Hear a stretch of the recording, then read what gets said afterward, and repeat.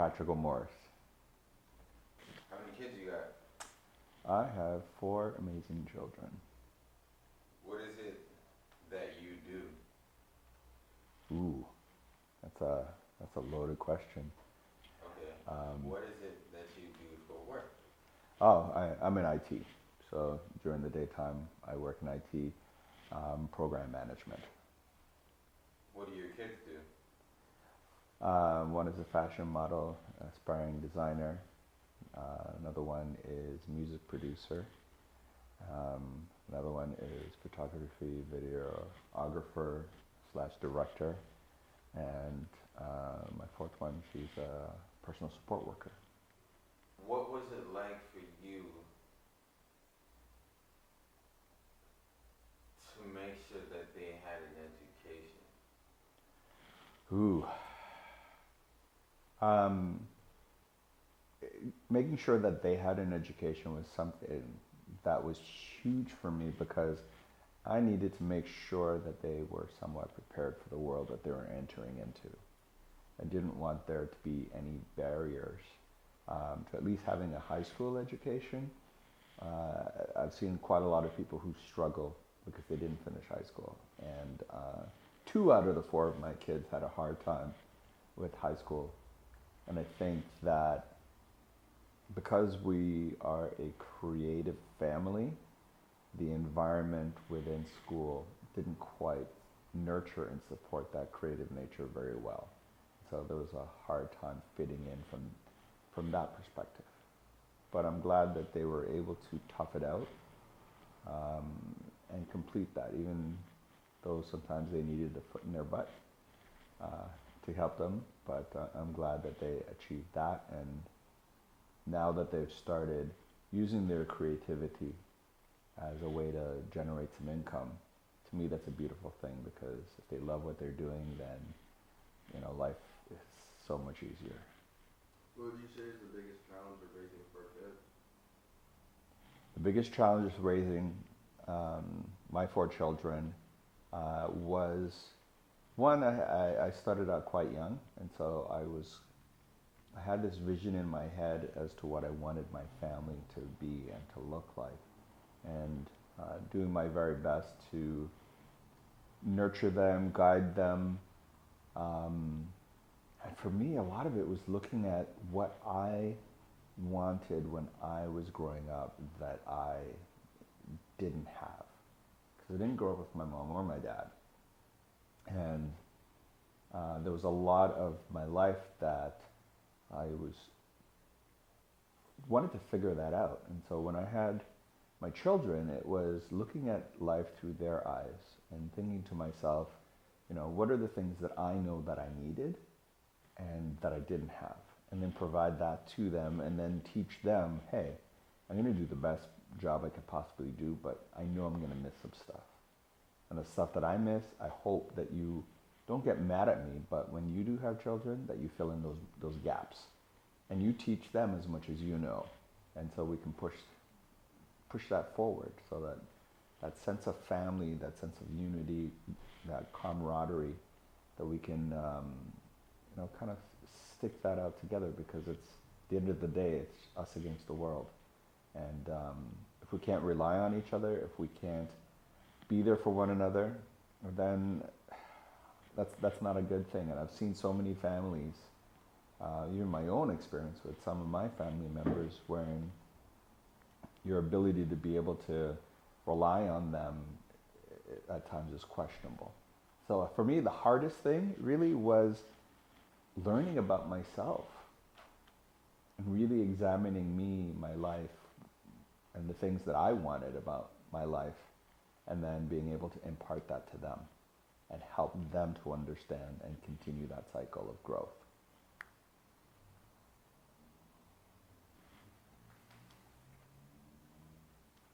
Now, for the people that don't know who the hell you are and why you've been sitting in this room, where are we? So we're sitting in a creative space downtown Toronto. Um, Up here we've got the photography studio, video studio, that people can come in and they can shoot their videos or get recordings done. And then in the basement, we have a recording studio. If you're an artist, this is a one-stop shop for you, where you can come, you can get your music creation on in the basement with Wave One Sound, who has won a few Junos for music production. So you can come here, you can get your music production done, and then upstairs you can come up, you can shoot your music video if you want, you can get your pictures taken. It's a one-stop shop for your music production, your social media, all of that stuff. What is your relation to the studio? My relation to the studio? Whew. I help pay the bills. My children are the ones who are running this. I'm extremely proud of them, to see what they're doing, to see the support that they have been able to garner over the years, the respect on the street that they have, and the reputation that they've built for being ethical, for being professional, for really being able to understand what's going on in the industry and the service that they were able to provide to people. To me, that's huge.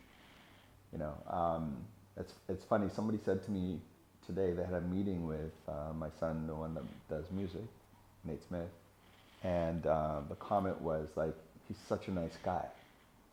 And reading that message, I thought, for me, it was like, I love to hear things like that, and I hear things like that all the time about each one of them.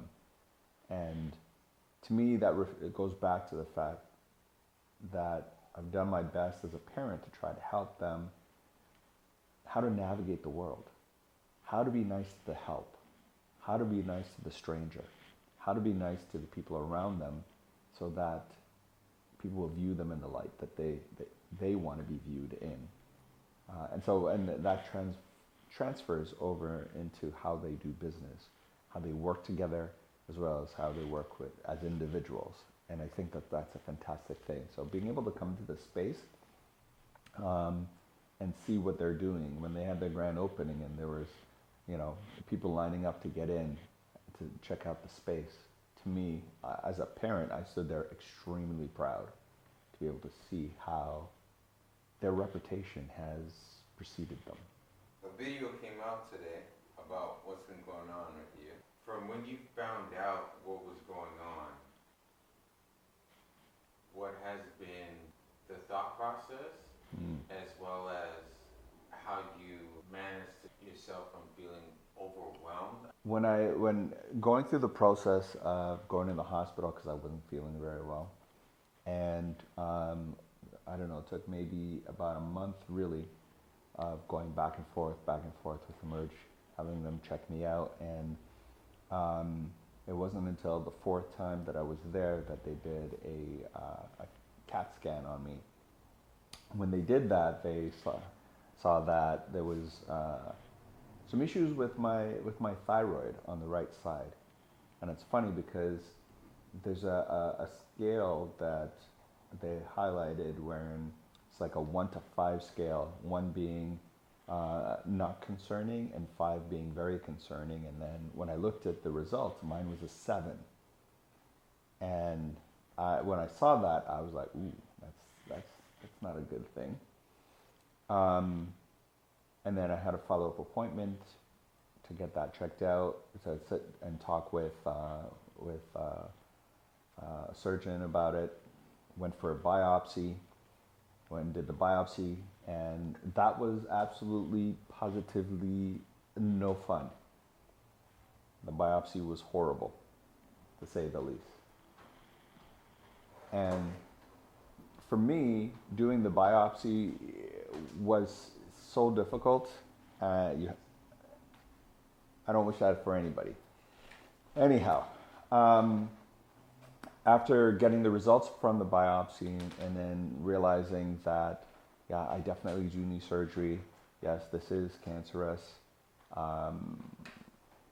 being able to find it early, I think, was a beautiful thing. And all along the way, everybody kept telling me, "Hey, if this is cancer, this is the best kind of cancer that you want to get because, um, the survival rate of it is very high, and the fact that we got it early, that's a very good thing." Having to keep my sanity, it's interesting. I've always told my children that, I've done a lot in my life, a lot more than I think a lot of other people has. I've been able to see my children turn into wonderful human beings. I've been able to achieve a lot, and I think in many ways punch well above my pay grade. And so I've always said to my kids, you know what? If my time came tomorrow, that I wouldn't feel like I was missing out on anything. And if I had a chance to have any regrets, the only one regret that I think that I would have had in my life would have been not being able to hold a grandchild. My children all know I bug them about that. And I think that's one of the things that really kind of helped keep my sanity, in knowing that, as much as there's a lot of things that I'd like to accomplish, a lot of things I'd like to do, I don't have a whole lot, if any, regret in my life that I can look back and say, I wish I had done this or I wish I had done that. I've seen family members pass away with a lot of regret in their eyes, wishing that they could have, they should have, but they didn't. I've been extremely fortunate that I've been able to do a lot of what I've wanted to do in my life and accomplish that. And I always tell my children ever since they were young, I said, if it ever got to a situation where it's on some machine or something, just make sure somebody trip over the cord and unplug it and let me go. We always kid about that, but when this happened, this made it so much more of a reality for me. And then I found out that I was going to be a grandfather.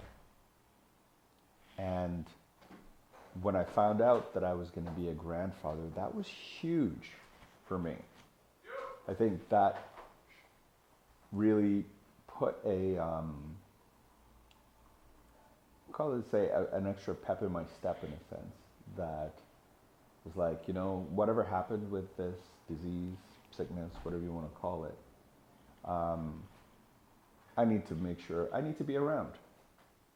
And that's something that I'm really looking forward to. Keeping my sanity. There are some times it's like, I think to myself, I don't know the why. What I do know is that I'm grateful for the fact that when I wasn't feeling well, and I did go to the hospital and I did advocate for myself, and I had people around me who were advocating for me, and the end result of that was this diagnosis, and this early diagnosis to be able to address this.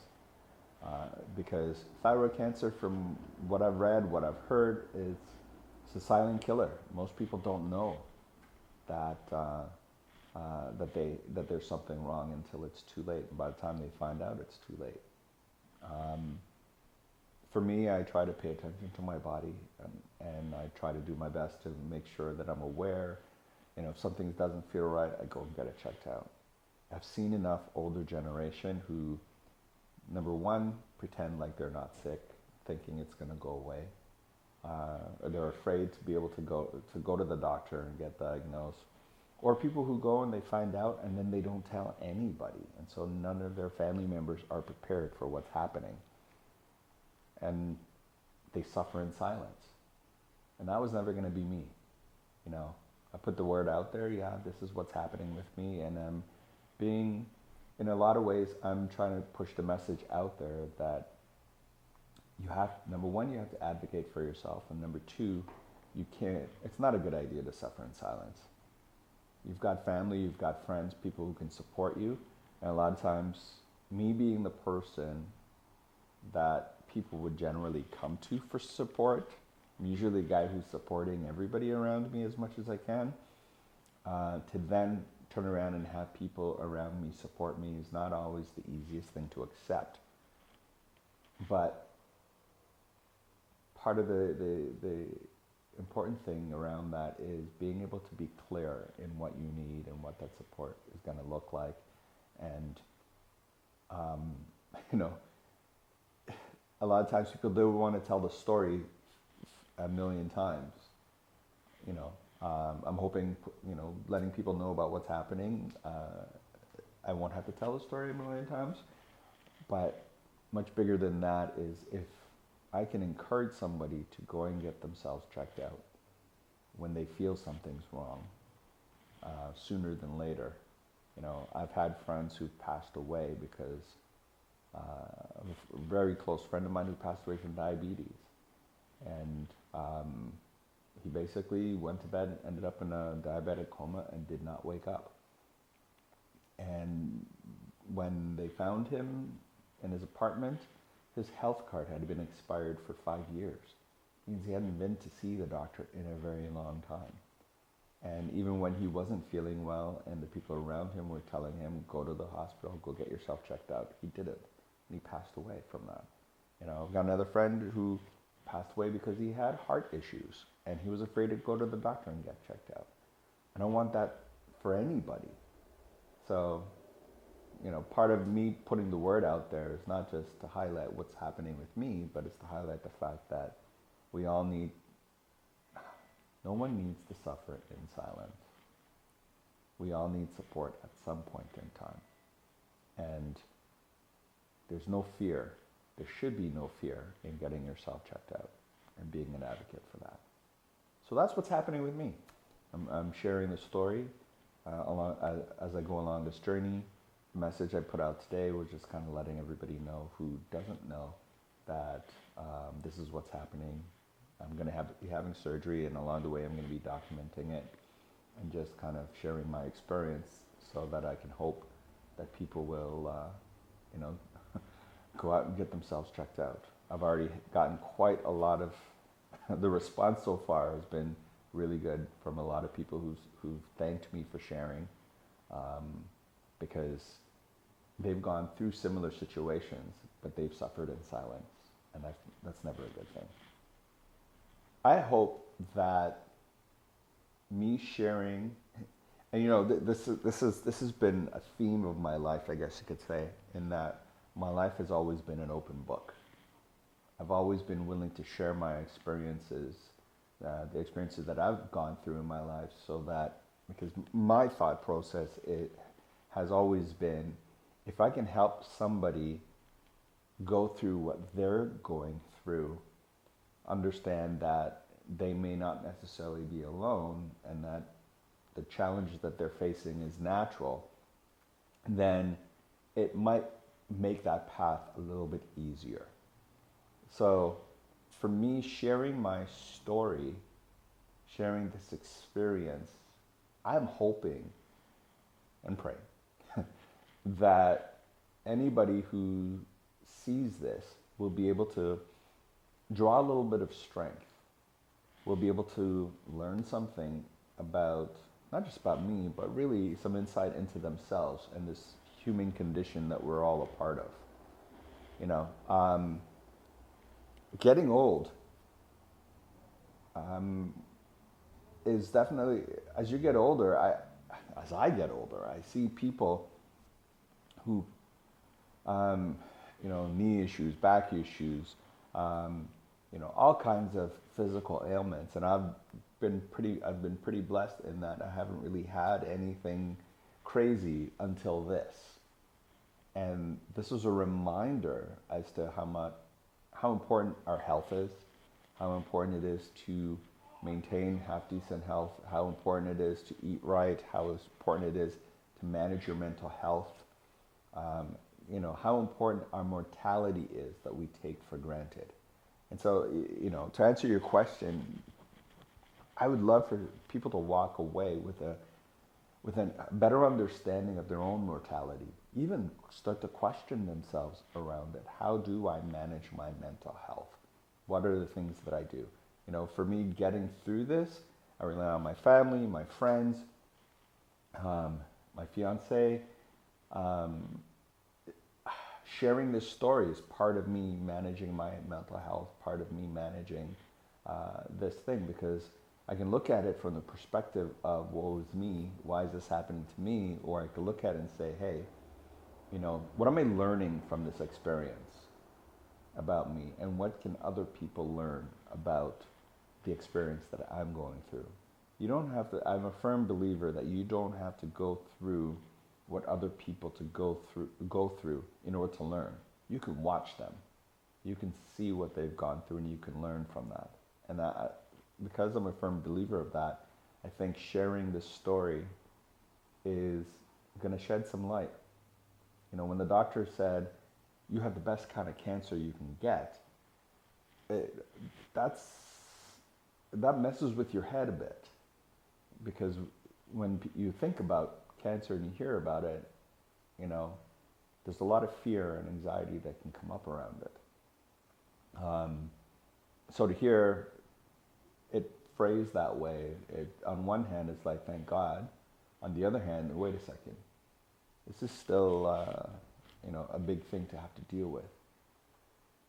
So the point, I'm a little bit long-winded, but the point for me simply is just that I hope that somebody can learn something. I hope that somebody can draw some strength from my experience and, start to grab hold. I remember years, one of the things that drives me is I've always thought about what I wanted my death to look like. It sounds really morbid, but it's kind of something that I've always done my entire life. What? And I've told you this story before, in that when my death, if I had my say as to what it would look like, I'd want to be, 150 years old, laying in a hospital bed, surrounded by my family and my closest friends. And I'd want to go out of this world surrounded by the people that care for me and that I care for the most. And then I worked backwards from that. And that's, well, how do I make that happen? Because if my children don't like me, then chances are they won't be there.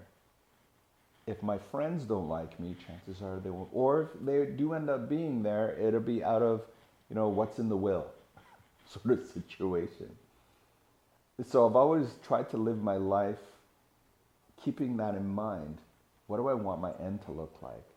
And how do I manage the relationships around me so that when that time does come, then I'd be in a good place for that to actually be my reality. And I think many of us go through life and we don't think about these things. We automatically assume that our loved ones are going to want to be there. We automatically assume that people are going to show up. But if we don't give them a reason why they should show up, then why in the world are they going to show up? So for me, this experience, going back to your question, this experience, I hope that somebody can take something away to be able to say, hey, I need to take inventory of what's very important to me in my life today, and how do I curate those relationships so that when my time does come, the people around me are going to want to be there. And that's the key, that they're going to want to be there. How nice am I treating them? How do they appreciate me? Do I appreciate them? Do they know it? Or am I going to wait until, or they're going to wait until I'm dead before they give me my flowers? Heck, I want to smell my flowers when I'm alive.